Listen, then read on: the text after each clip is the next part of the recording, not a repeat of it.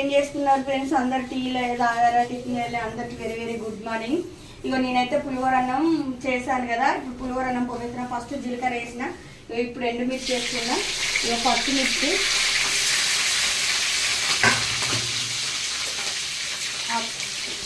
నాకు కూడా వేసాను చూసారా. కొద్దిగా కొత్తిమీర కూడా వేసుకున్నా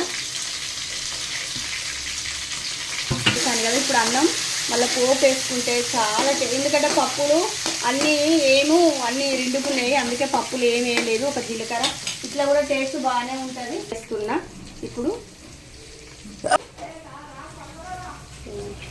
ఇట్లా వేసుకొని కలుపుకొని ఇప్పుడు పులిహోర పులుసు దీని పైన వేసుకుంటే పులిహోర అన్నం టేస్ట్గా రెడీ. ఇప్పుడు చేసినాం కాబట్టి ఇక పులిహోర పులుసు వేస్తాను చూడండి. ఇలా వేసుకుంటే చాలా టేస్ట్గా పులిహోర అన్నం రెడీ అయిపోయి ఇప్పుడు చేశాను. టేస్ట్గా పులిహోర అన్నం. ఆమె అయితే ఎప్పుడు చేస్తావు మమ్మీ పులిహోర అన్నం అని ఊరికి అడుగుతుంది. ఇక కథం రెడీ అయింది పులిహోర అన్నం. మీకు పులిహోర అన్నం ఎంతమందికి ఇష్టమో కామెంట్ బాక్స్లో కామెంట్ చేయండి. మాదైతే ఈరోజు అయ్యో మా ఆయన ఈరోజు ఏం చేస్తున్నావు సప్నా అని అడుగుతుండు నన్ను. ఈరోజు ఇదే మాకు పులిహోర అన్నం.